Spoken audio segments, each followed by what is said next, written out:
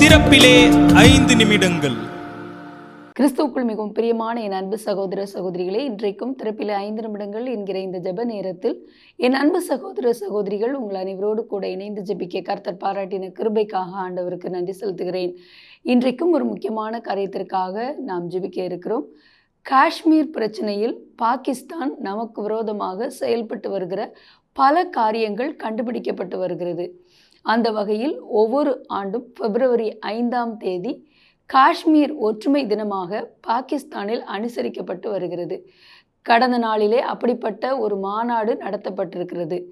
இந்த மாநாட்டிலே காஷ்மீருக்கு எதிரான சில திட்டங்களை பயங்கரவாதிகளோடு கூட இணைந்து பாகிஸ்தானில் உள்ள ஹமாஸ் இணைப்போடு கூட சேர்ந்து கொண்டு பாகிஸ்தான் பயங்கரவாதிகள் ஒரு மிகப்பெரிய தீவிரவாத தாக்குதலை கட்டவிழ்த்து விட இந்தியாவை துண்டு துண்டாக்குவோம் என்று சொல்லி சூளுரைத்த வண்ணம் சில செய்திகளை வெளியிட்டிருப்பதாக நம்முடைய நாட்டு உள்துறை அமைச்சகம் அதை குறித்த தகவல்களை வெளியிட்டிருக்கிறது.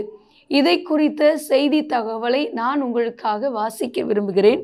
பாகிஸ்தான் ஆக்கிரமிப்பு காஷ்மீரில் பயங்கரவாத அமைப்பினர் நடத்திய மாநாட்டில் காஷ்மீரை கைப்பற்ற இந்தியாவை துண்டு துண்டாக்குவோம் என்று சூளுரைத்த திடுக்கிட வைக்கும் தகவல் வெளியாகி உள்ளது. காஷ்மீர் விவகாரத்தில் நம் நாட்டுக்கும் பாகிஸ்தானுக்கும் பிரச்சனை உள்ளது.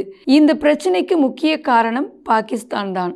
நம் நாட்டுக்கு சொந்தமான காஷ்மீரை பாகிஸ்தான் உரிமை கொண்டாடி வருகிறது. அது மட்டுமன்றி காஷ்மீரை கைப்பற்றுவதாக கூறி பயங்கரவாத செயல்களை பாகிஸ்தான் கட்டவிழ்த்து வருகிறது. இதற்கு உரிய முறையில் பாகிஸ்தானுக்கு இந்தியாவும் பதிலடி கொடுத்து வருகிறது. அதாவது ஒவ்வொரு ஆண்டும் பிப்ரவரி 5ஆம் தேதி என்பது பாகிஸ்தானில் காஷ்மீர் ஒற்றுமை தினம் அனுசரிக்கப்பட்டு வருகிறது. அந்த வகையில் நேற்று முன்தினம் பாகிஸ்தான் ஒற்றுமை தினம் கடைபிடிக்கப்பட்டது. இந்த நாளையொட்டி பாகிஸ்தானில் உள்ள ஆக்கிரமிப்பு காஷ்மீரில் அமைந்திருக்கும் ராவல்கோட்டை பகுதியில் நேற்று முன்தினம் ஒரு மாநாடு நடந்தது. இந்த மாநாட்டில் பல்வேறு பயங்கரவாத அமைப்புகளின் தலைவர்கள் பங்கேற்றனர். ஜெய்ஷ் இ முகமது பயங்கரவாத அமைப்பின் தலைவர் தம்பி தால்கா சயிப், ஜெய்ஷ் அமைப்பின் தலைவர் அகார் கான் காஷ்மீரி, லஷ்கர் இ தொய்தா அமைப்பின் தலைவர் மசூத் இலியாஸ் பயங்கரவாத அமைப்பினர் பங்கேற்றனர். அதோடு ஹமாஸ் பயங்கரவாத அமைப்பின் தலைவரும் பங்கேற்றார். பாலஸ்தீனத்தின் காசாவில் இந்த ஹமாஸ் அமைப்பினர் செயல்பட்டு வருகின்றனர். கடந்த 2013 அக்டோபர் 7ஆம் தேதி இஸ்ரேலுக்குள் நுழைந்து ஹமாஸ் அமைப்பினர் 1000க்கும் மேற்பட்டவர்களை கொன்று பெண்கள், ஆண்கள் என்று பலரையும் சிறைப்பிடித்து சென்றனர். இதை அடுத்து காசாவில் இஸ்ரேல் போர் தொடங்கியது. இந்த போர் தற்போது காசாவில் தற்காலிகமாக நிறுத்தப்பட்டுள்ளது. இந்நிலையில்தான் காஷ்மீருக்கு சொந்தம் கொண்டாடும் இந்த மாநாட்டில் ஹமாஸ் தலைவர் பங்கேற்றுள்ளார். ஹமாஸ் அமைப்பின் ஈரான் பிரதிநிதி காலித் அல் கடூமி பங்கேற்றார். இந்தியாவுக்கு எதிரான இந்த மாநாட்டுக்கு காஷ்மீர் ஒற்றுமை மற்றும் ஹமாஸ் ஆபரேஷன் அல் அக்ஸா ரத்தம் என்று பெயர் வைக்கப்பட்டுள்ளது. இதில் பயன்படுத்தப்பட்டுள்ள அல் அக்ஸா ரத்தம் என்ற வார்த்தை என்பது 2013 அக்டோபர் 7ஆம் தேதி இஸ்ரேலுக்குள் நுழைந்து ஹமாஸ் அமைப்பினர் நடத்திய தாக்குதல் தொடர்பான ஆபரேஷனின் பெயர் என்பதாகும். இதன் மூலம் காஷ்மீர் விவகாரத்தில் ஹமாஸ் அமைப்பினர் இந்தியாவுக்கு எதிராகவும் பாகிஸ்தானுக்கு ஆதரவாகவும் களமிறங்கி உள்ளது தெரிய வந்துள்ளது. அதோடு காஷ்மீர் விவகாரம் தொடர்பான மாநாட்டில் இந்தியாவுக்கு எதிராக ஹமாஸ் அமைப்பு நிர்வாகி ஒருவர் பங்கேற்றிருப்பது இதுதான் முதல் முறை. இந்த மாநாட்டில் இந்தியாவுக்கு எதிராகவும் பிரதமர் மோடி மற்றும் மத்திய உள்துறை அமைச்சருக்கு எதிராகவும் அவர்கள் பேசியுள்ளனர்.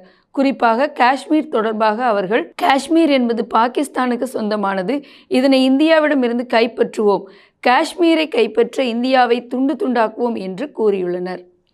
ஆகவே என் அன்பு தேவனுடைய பிள்ளைகளை, இந்தியாவுக்கு எதிரான பாகிஸ்தான் தீவிரவாதிகளோடு கூட இணைந்து கொண்டு செயல்படுகிற இப்படிப்பட்ட திட்டங்கள் முறியடிக்கப்பட காஷ்மீர் பகுதியிலே தொடர்ந்து நடைபெறுகிற தீவிரவாதியுடைய தாக்குதல் நிறுத்தப்பட்டு அந்த மாநிலம் பாதுகாக்கப்பட கருத்தாய் ஜெபிக்க போகிறோம். ஜெபிக்கலாமா? எங்கள் அன்பின் பரலோக பிதாவே, ஆசீர்வதிக்கப்பட்ட நாளின் காலை வேளைக்காக நன்றியோடு துதிக்கிறோம், ஸ்தோத்திரிக்கிறோம். தொடர்ந்து எங்களுடைய தேசத்தின் எல்லை பகுதியினை ஆக்கிரமிப்பதற்காக, எல்லை பகுதியினூடாக தீவிரவாதத்தை கட்டவிழ்த்து விட தீவிரவாதிகளை ஊடுருவ வைப்பதற்காக சீனா மற்றும் பாகிஸ்தான் எடுக்கிற ஒவ்வொரு திட்டங்களையும் ஆண்டவரே நாங்கள் அபத்தமாக்கி ஜெபிக்கிறோம்.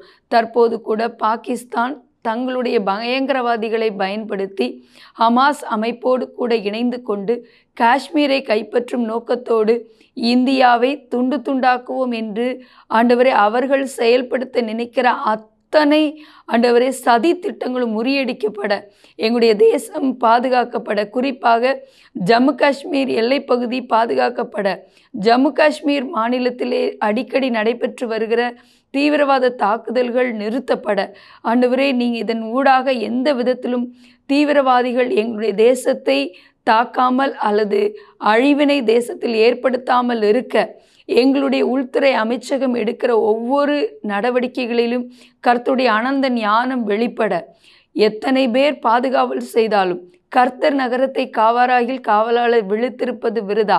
ஆகவே எங்களுடைய தேசத்தின் எல்லை பகுதி பாதுகாக்கப்பட, பாகிஸ்தானுடைய ஆண்டவரை கொடூரமான திட்டங்கள் முறியடிக்கப்பட, தேசம் பாதுகாக்கப்பட ஜெபிக்கிறோம். இயேசுவின் நாமத்தில் பிதாவே, ஆமேன். தொடர்ந்து ஜெபியுங்கள். கர்த்தர் தாமே உங்களை ஆசீர்வதிப்பாராக. ஆமேன்.